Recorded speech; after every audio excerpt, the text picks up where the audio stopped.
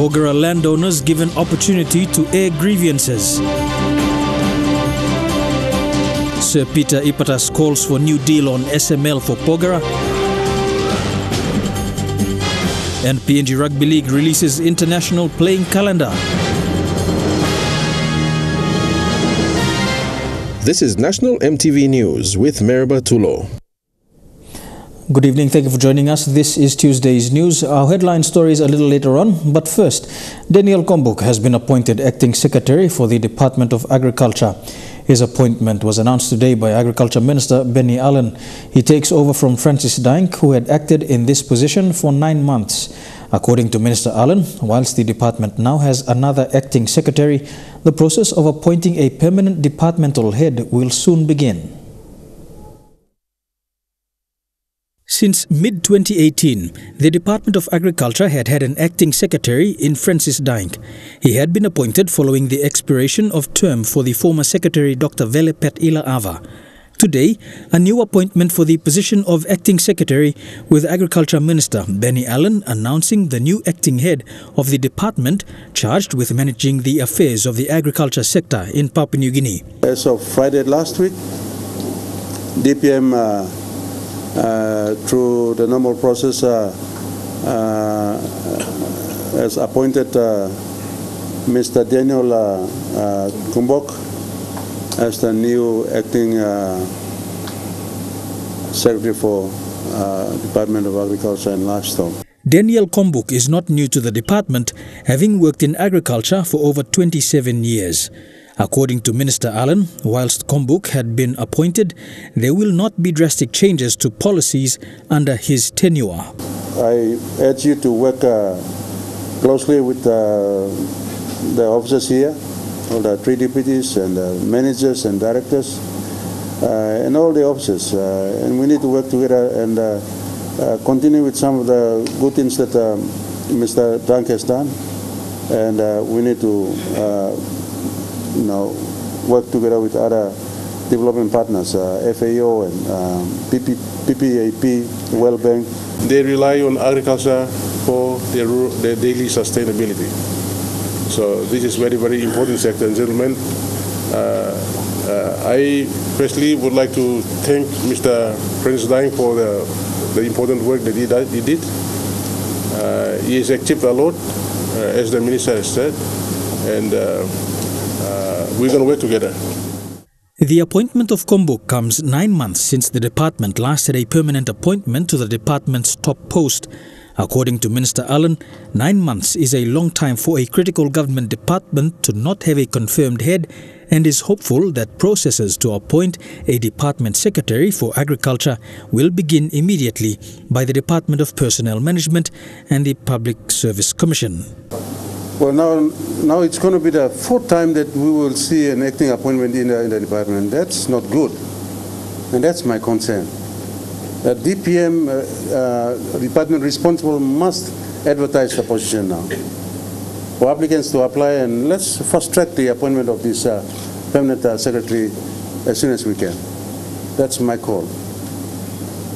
I don't want another acting again, another acting secretary again, or extension of acting secretary again. A total of 8 employment contracts were signed today by Governor General Grand Chief Sir Bob Dadai and Acting Secretary for Department of Personnel Management for respective contract recipients. The contracts were signed after legal clearance was given by the Office of the State Solicitor. Secretary for Justice and Attorney General Dr. Eric Kwa was the first to sign his contract for a period of 5 years. Among those who signed the contracts were National Gaming Control Board CEO Imelda Agon and Chief Commissioner of PNG Customs Ray Paul, whose employment contracts are for a period of 5 years as well. 3 out of the 8 employment contracts certified today were provincial administrators who signed contracts for a period of 4 years. The provincial administrators are from the provinces of Simbu, New Island and Eastern Highlands provinces. The appointment of the departmental heads by the National Executive Council has been gazetted in the National Gazette. A joint initiative between government bodies to provide health and education services in remote Papua New Guinea are underway at the northern part of the country. This joint interagency operation is led by the PNG Defence Force through the 2nd Royal Pacific Islands Regiment. It involves the police, PNG Customs and the Labour Department. Meanwhile, the PNGDF Maritime Element is leading a similar operation with coastal patrols to minimize coastal smuggling. This exercise will reach inland areas of both Pacific provinces and is a measure to establish government presence in remote areas in that part of the country. You're watching National EMTV News, our headline story on the Porgera gold mine. After these messages, stay tuned.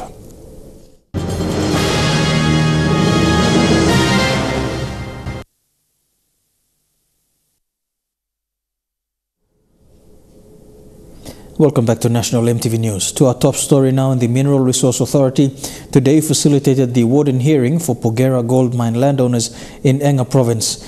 This is to give an opportunity to landowners under the special mining lease and lease for mining purposes to air their concerns before the Porgera joint venture SML license expires in August this year. The hearing today was crucial for the landowners, as this was the first time for many of them after 30 years to have a say on the issue of mining in Porgera. Meanwhile, the Enga provincial government wants a new special mining lease for the Porgera mine and not a renewed one. This announcement was made this week during a media conference by Enga Governor Sir Peter Ipatas. Michelle Stephen with the details.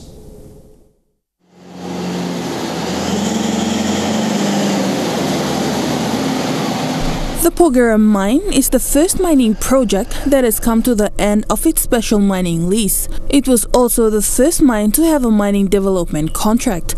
The governor said the mine has contributed significantly to the nation as well as the people of Porgera. Sir Peter said most of the issues regarding the end of the SML and the way forward will be discussed in the warden's hearing that was held today in Porgera. As far as we are concerned, when the SML ends, the assets, the resource 100% returns back to the landowners, the provincial government and the state. That is something that we have to all understand. Sir Peter says the people of Porgera have been supportive for the past 30 years without disruptions. 30 years of exploiting our resource. And then the next life,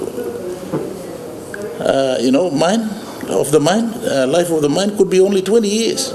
This is a depleting resource. The resource that has made them rich is being depleted, right?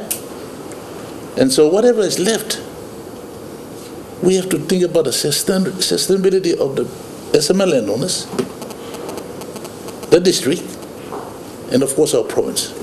The governor said landowners and the provincial government want a new mining development contract, and also the operator, that is Berg, will have to negotiate with landowners and the provincial government. Going forward, this will not be like 89 or pre-89 when we were not experienced with a mine in our province, and at the same time we didn't have the experience to negotiate certain terms of the mine. Sir Peter says Berg has to come up with new arrangements that will bring more development into Porgera. The people have to benefit more from the mine unlike before. Sir Peter says if Berg falls short and does not meet their requirements, they will look for other operators that will provide the best. The investors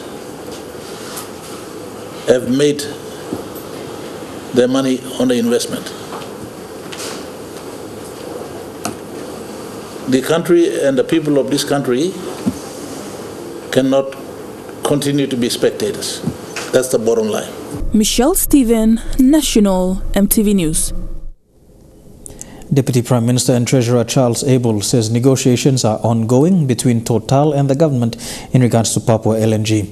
Abel says the government wants to get as many benefits for Papua New Guinea to be included in the project agreement. That includes 10% of the gas to be left for domestic use. The agreement expected to be signed this Friday if negotiation does go ahead as planned. This comes as landowners of the Papua LNG continue to push for their own agreements and benefits. We are finalising the terms particularly on the Papua LNG project. These sort of negotiations, the issues I'm talking about, we will speak into those terms, you see. We'll speak about the terms of our revenue decline, the foreign exchange issues, the fact that our electricity and energy prices are too high. We use these projects now to address these issues as best as we can. We keep as much foreign exchange in Papua New Guinea as we are able to according to our law, because we need foreign exchange. Haven't structured the agreements in a way that caters for low oil price, high oil price. We are protected in different scenarios. The other one I repeat is that we must have gas for Papua New Guinea to use. There's no point in sending all our gas overseas and then we import diesel in here. How does that make sense? Some gas must be left. And then we want good and improved benefits for our provincial governments and land owners. If you're going to take gas from Gulf province, Gulf must have some kind of a benefit. We have to generate industry and jobs, infrastructure. And these are obvious questions. So national content. A week-long border awareness by PNG Customs Services was launched yesterday in Vanimo, part of the opening of the new border ports along the PNG-Indonesian border. PNG Customs officers will visit all villages along the border to inform them of the work of PNG Customs. This includes the rollout of the new customs counter clearance system, which will allow for convenient customs clearance for people bringing goods into the country from Indonesia. The awareness campaigns will also target schools in Vanimo. Yesterday, they visited Vanimo Secondary School, where students were engaged in various activities. The campaign started today at Lido Village and will end in Wutung on Friday. An 18-year-old girl from a mixed parentage of East Sepik and Western provinces has been reported missing for 11 days now in Port Moresby. Identified as Alma Lovelyn Gawi, a grade 10 student at Badihagua Technical Secondary, she was last seen by her mother on the 23rd of March. Gawi's family has filed a missing person report with police and is asking anyone with any information to contact them. She is the third person reported missing in Port Moresby in the last 2 weeks. The other two persons were a 6-year-old and a 13-year-old student at Hagara Primary School. Both were reported missing in the month of March. A group of widows who sell craft for a living in Moresby province say a lack of proper craft markets are affecting their business. Spokesperson Margaret Kelly says oftentimes they are harassed by the public and at times have some of their items snatched. The front of this store is where Margaret and the other vendors sell their crafts during the weekdays. This spot has become the marketplace because Lay City lacks proper marketplaces for such products. Luckily for them, Margaret is good friends with the owner of the shop. She has been selling here long before the other women. Margaret was recently able to get the City Council's permission to operate under the Widows Group. The others have since joined her, however, all share the same urge to sell at a proper marketplace. We market low road and public here. Money go come na crossbite one time me. Misa crossbite one time all plenty time too. Was I was still more something blow me too. The Tourism Promotion Authority Board Secretary Colin Timebury was in the province recently and said lack of proper craft markets is common in other provinces as well. He said the tourism sector received a huge budget for this year. However, it was up to provincial authorities to choose which tourism product to venture into. These are projects where there is a need, where they identify and bring forward. You know, ours is about partnerships. So the initiatives have to be driven by the local authorities, where they see the need for us to build these things, build these infrastructures. Meanwhile, Margaret and her friends are hoping local authorities will venture into arts and crafts, as it's their way of making a living. So we sit down in this market, or same na me looking coins plumbing. Misa we buy school. Misa we look out in Mortumuna blow. Mr. Timebury said TPA has already signed a memorandum of understanding with the Moresby provincial government, and establishing craft markets would eventuate if identified under the MOU. Charlene Airy, National EMTV News, Lae. The founder of PNG Fashion and Design Week, Janet Sios, has echoed sentiments that indigenous designs and trademarks need to be better protected. She said as designs become widely available on various media platforms, the risks of counterfeits and intellectual infringements become greater. It is a very important for us to know that as soon as we start putting our designs into the platforms, into the internet, into Facebook and everywhere else, people will start copying it. And that is the challenge that we are faced in the industry, and it is something that is very important that we are going to be addressed going forward, because even as of yesterday, we were being tagged, someone calling their designs somewhere in Europe as Bilom yarn. So we are going to have to be very careful how we progress in the industry and how we must be able to register all of our trading marks for these designers so nobody else can copy them in the world. And if they We'll take you back now to our story yesterday on the T-boy from Unitec who became a barrister. Omas Homily was employed by the university in 1993. He now manages a small corner in the Vice-Chancellor's office known as Papa Omas Café through the art of making coffee. Mr. Homily serves his colleagues and visitors with tea, coffee and cappuccino twice each day.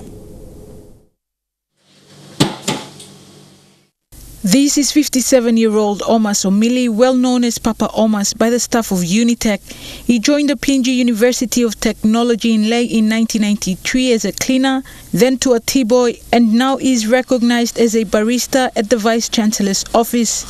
EMTV News visited the university and spoke with his colleagues, and this is what they said about Papa Omas and the way he makes coffee. He learned the art of making cappuccino, and he got very used to it. He is now an expert in it, and he does very good cappuccino for us.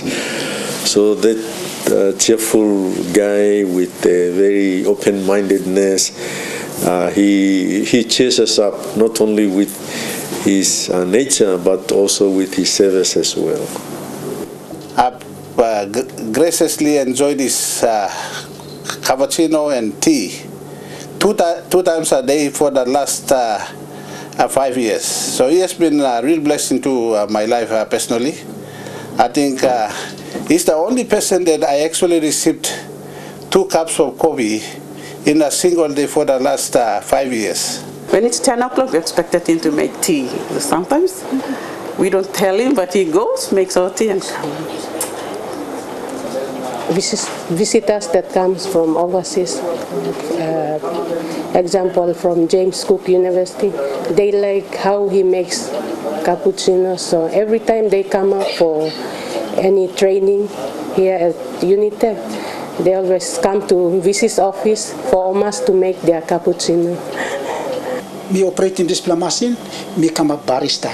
So time me come a barista, me can go all Nalpa area and me can save him all international people also.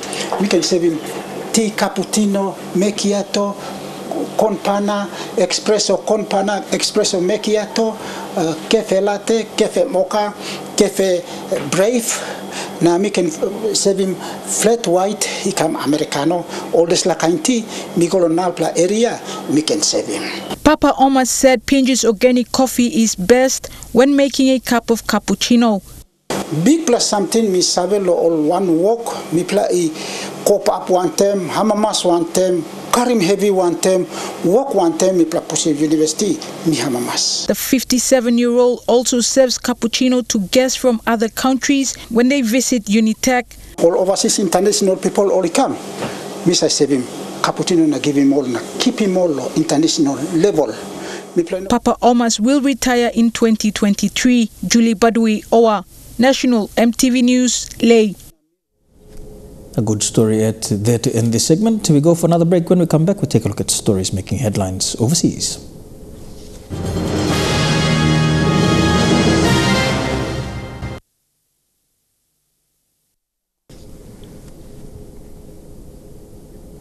Welcome back to the news. Turning overseas now, Venezuelans on Monday reached into the capital's manholes for water as continued water shortages afflict the oil-rich nation. President Nicolas Maduro said the country would begin a program of load administration which Venezuelans on social media interpreted as a program of power rationing without providing details on when it would start. Despite massive oil reserves, Venezuela's economy is amongst the worst performing in the world. The country's hyperinflationary crisis has made food and medicine unaffordable for most citizens, fueling widespread malnutrition, especially among children, and a rise in disease that are preventable. With electricity supply irregular, water distribution has buckled. Residents have gone out in search of water, heading to pipes in the capital with runoff from the Avila mountain. Anger is boiling among citizens. Police fired gunshots in parts of Caracas on Sunday night after residents set up burning barricades to demand a return of electricity and running water. To get into the well, look at all I've got to do, with this famous container and the famous rope, and with strength to get the water out. On Monday, demonstrators in several neighborhoods of eastern Caracas were calling for street protests to demand a return of basic services, which have crippled commerce and led to constant cancellation of school activities since the start of March. Blackouts and water shortages have long been common in Venezuela, especially in the interior. But the outages in March were more frequent, more widespread, and longer lasting than previous incidents, particularly in the capital. They are just fighting against people from the United States, and they are comfortable and happy. We the people are not. We are tired of problems with water, electricity, medicine, and the high cost of living. President Nicolas Maduro, a socialist, has blamed the outages on attacks on the Guri hydroelectric plant in southeastern Venezuela, which supplies electricity to most of the country by the United States and the domestic opposition. Critics, including opposition leader Juan Guaido, who is recognized by most Western nations as Venezuela's legitimate head of state, blame the electricity problems on corruption and mismanagement. Helen Sea, EMTV World News. Turkey's polarizing president was rocketed to power by a soaring economy, but unrest amid a deepening recession is now threatening Recep Tayyip Erdogan's 16-year rule. It seemed to be unimaginable, but Turkey's opposition candidate looks like he's done it, taking control of the country's economic powerhouse, Istanbul. Ekrem İmamoğlu seems to have won the city by just a few thousand votes, and he's savouring it.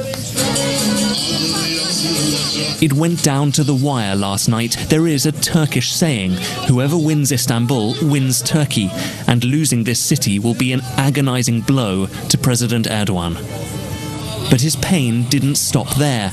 In the capital Ankara, the opposition celebrated a win after a quarter of a century, gaining several other cities too, as the tide turns in their favour. It was a chastened Mr. Erdogan who addressed his supporters at the party HQ, not the combative triumphalism of the past, but an acknowledgement that he's losing his base. Starting tomorrow morning, we will begin our work to identify our shortcomings and begin to make up for them. As residents take in a momentous result. The hair on the back of my neck went up. I was stunned. I realized we could actually succeed, that we can actually have an impact. This is great. For 16 years, President Erdogan has dominated Turkey. Revered and reviled in equal measure, the champion of conservative, pious Turks has transformed the country's infrastructure. But he's clamped down on opponents and burnt bridges with the West, and is now being punished for an economic crisis. For long, President Erdogan has seemed unbeatable here, with a fractured, moribund opposition. That has now changed, and it will breathe life into his opponents and could even prompt talk of his party splitting. This feels like a watershed moment for Turkey and its leader as he finally begins to lose his grip on this polarized country. He is the bouncing, bopping heart and soul of rock and roll's most enduring band, but Mick Jagger's heart has got in the way of a worldwide tour. It's now been confirmed the 75-year-old is undergoing valve replacement surgery this week. He is an enduring rock and roll icon, known for his boundless energy. Sidelined tonight by doctors.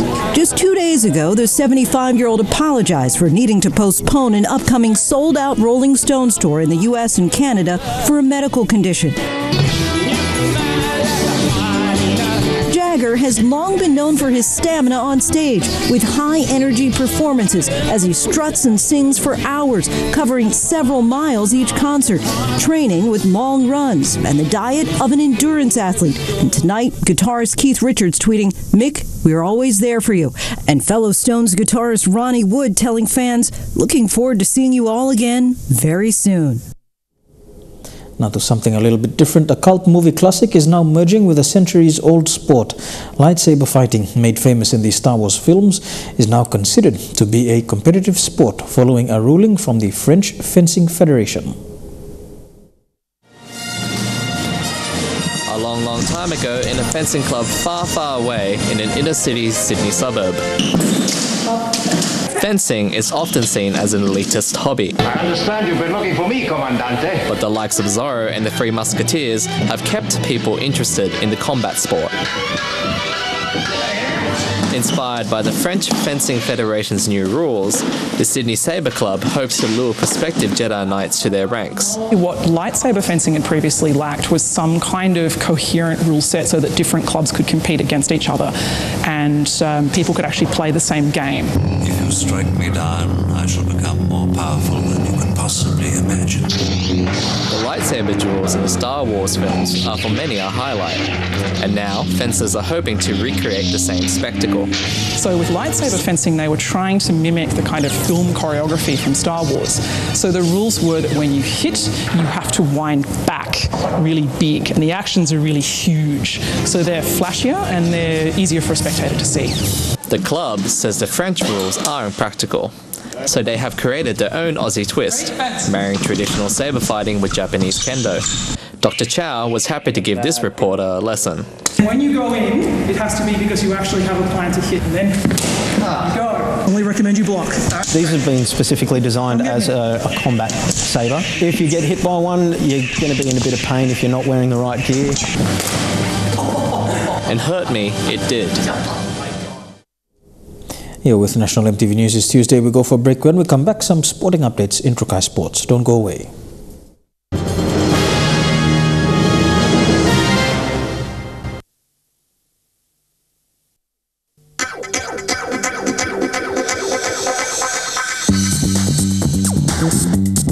Trukai Sports.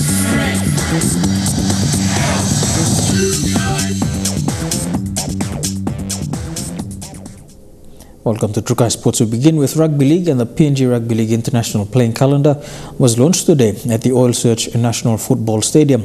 This year we'll see the PNG LNG Kumuls and the Oil Search PNG Orchids take part in various international matches over the next 8 months.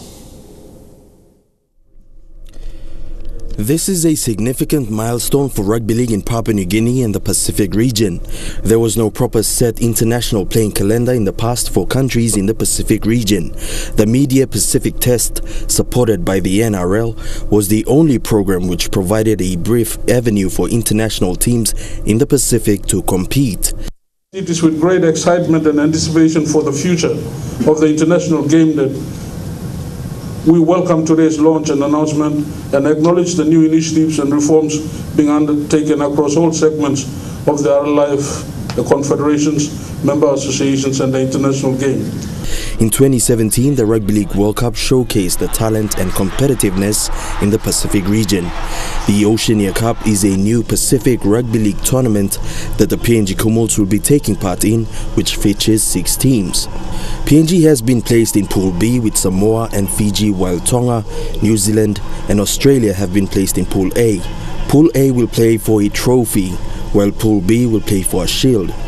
The winner of Pool B will be moved to Pool A, while the last place team in Pool A will be relegated to Pool B in next year's tournament. This tournament is a joint venture between the International Federation, New Zealand Rugby League, England Rugby League and PNG RFL.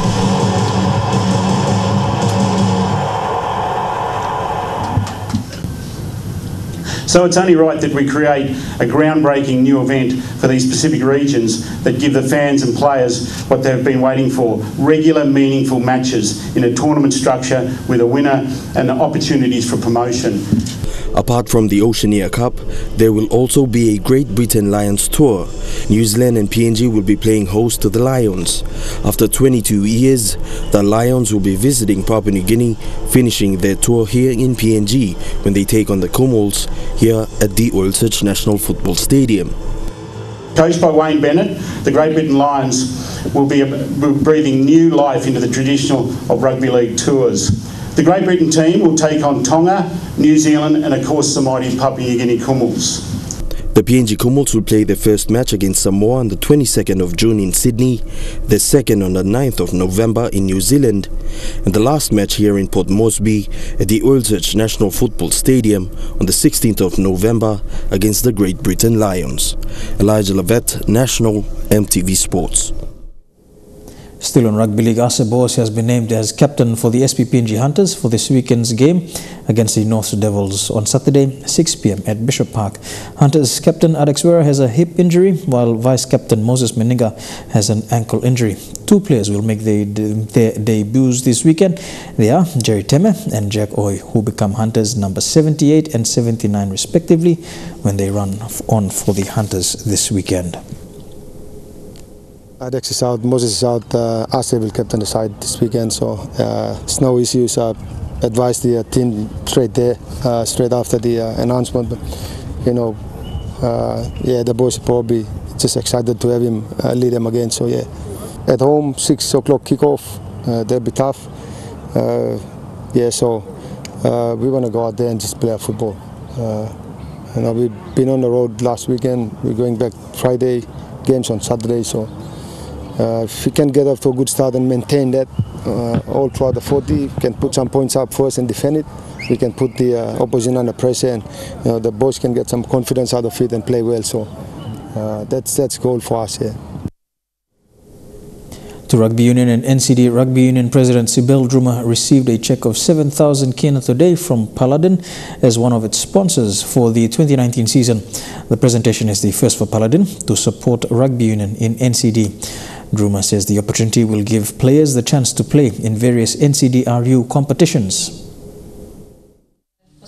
This is not the first time for Paladin Services to support sports in a number of levels around the country, but it is a first to support NCD Rugby Union with 7,000 kina. I will say that this is probably the beginning of a very long partnership, but today we have committed 7,000 kina. I'm really impressed by what I've heard today and of the professionalism that they bring to the sport and the recognition that they bring to the sport. That's of course so important to Australians as well. So we look forward to this being the beginning of a very long partnership together. President Sibel Druma says the sponsorship will go a long way. Every little bit counts, and that's why for us this is extremely important, receiving your sponsorship. It means that kids can still wake up on the weekends, they can still come down and have a match, and as long as we continue to get this kind of support, they're guaranteed to be able to play for the rest of the year. Secretary of NCD Rugby Union says the sponsorship is a perfect opportunity for Paladin to also promote its brand and services. NCDRU, I believe that we provide a good platform for Paladin to be able to engage with the community, and so it's a perfect opportunity for Paladin to come on board. Meanwhile, NCD Rugby Union right now is looking for a major partner to support community rugby, which covers the under-20 right through to the elite division. Basically, we're looking at our junior competition. We don't really want to say too much about that, but that's the new biggest program that will be coming, a new flagship program which will be launched on April 29. Godwin Eki, National EMTV Sports. Stay tuned, we'll have more of Trukai Sports after these messages. Don't go away.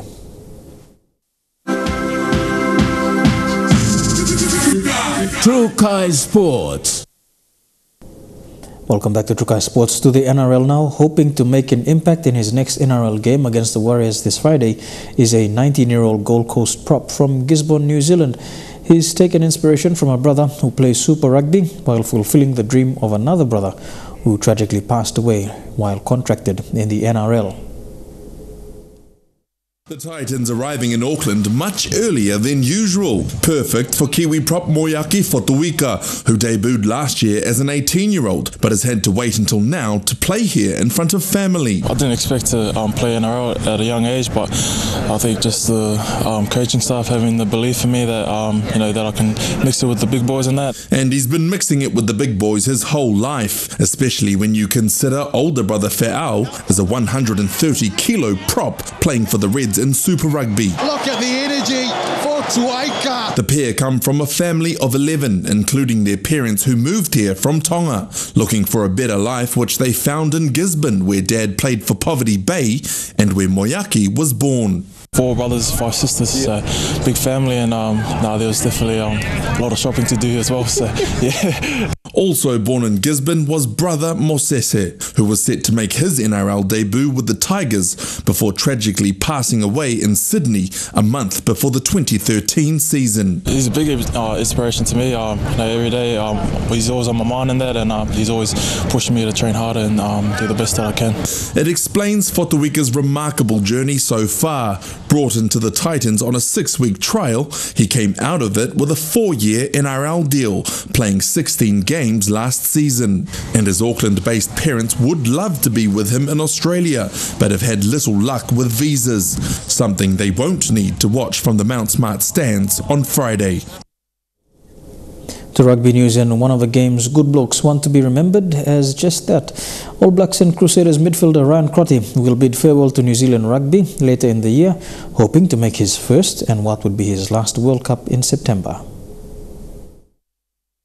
Still with 6 months to go here at least, for Ryan Crotty, finally exiting won't be easy. It's kind of tough to leave what I've only ever really known, the Crusaders in Canterbury. But Crotty admits his long list of injuries, including head knocks, helped his decision to move away eventually from the brutal nature of Super Rugby local derbies and test matches. His Crusaders coach backs the move. Physically, he felt like Japan was the best option, and there's only normally a couple of clubs that pay how much he's on. I don't know what he's on, I just made it up. But seriously though, the Shirley Boys High product was always destined for red and black. He was a ball boy in the late 1990s at the old Lancaster Park. I remember Darren Shan used to be the Canterbury manager. He gave me Mertz's socks after our games, and man, I think I wore those till they had no feet left in them. Now it's Crotty's own gear he gives away to young fans. His home club in the hardy east of Christchurch, always close to his heart. Crotty still does a lot of work behind the scenes. Like his rep teams, he's only ever known one rugby club. Yeah, I think it's really important to not forget where you come from. Without the New Brighton club, I'd have never got to where I am. So how would the 30-year-old like to be remembered? Ryan Crotty scores! Just as a good bugger. Just as a nice guy that never walked past an autograph and didn't not say hi to someone. When he does go, Ryan Crotty's old-school hard work approach will be missed. And that ends Trukai Sports for this evening. Up next, we'll have the weather details for the next 24 hours. Trukai Sports.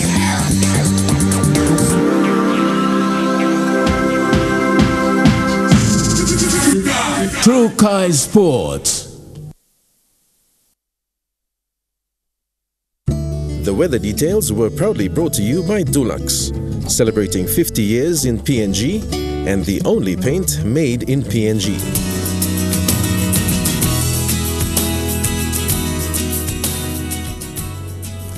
I'll look at the weather forecast for the next 24 hours in the southern region. A shower or two expected all across the region, Port Moresby, Daru, Kerma and Alotau, and a shower or two as well in Popondetta. To the Momasi region, a shower or two in Lae with a top of 29 degrees, 27, and a shower or two in Wau, a shower or two as well for Madang, Uwak and Vanimo with a top temperature of 28 degrees. To the New Guinea Islands region, some showers expected in Lorengau and Kimbe, Showers and thunderstorms in Kavieng, Kokopo, Rabaul and Buka.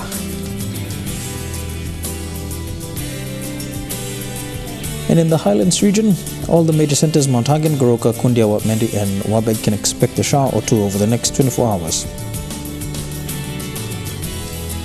To the forecast for small ships, but first there is a renewal of a strong wind warning for all coastal waters. Strong northwesterly winds of 25 to 34 knots are expected to continue for the next 24 hours, causing rough seas.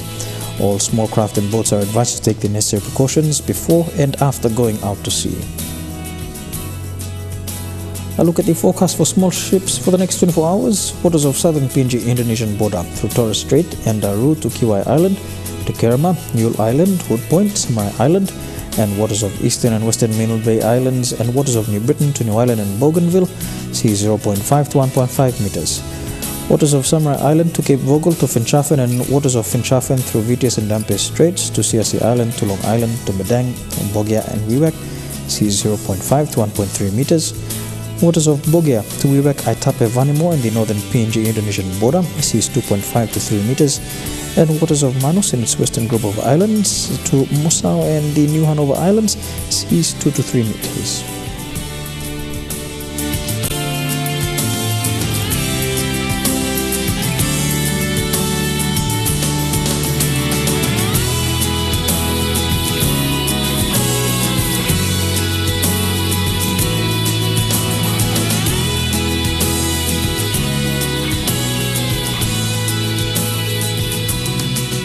And finally, a look at the ocean forecast for PNG areas. Coral Sea, seas light to moderate with northeast to southwesterly winds at 10 to 20 knots. Solomon Sea, seas light with northwest to southwesterly winds at 10 to 15 knots. Bismarck Sea, seas moderate to rough with west to southwesterly winds at 20 to 34 knots. And the Pacific Ocean, seas moderate to rather rough with southwest to northwesterly winds at 15 to 25 knots.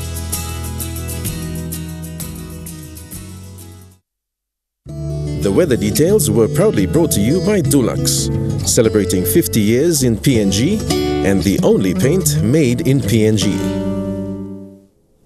And that has been the news, sport and weather for today, Tuesday, the 2nd of April 2019. On behalf of the EMTV News team, pleasant viewing. Good night.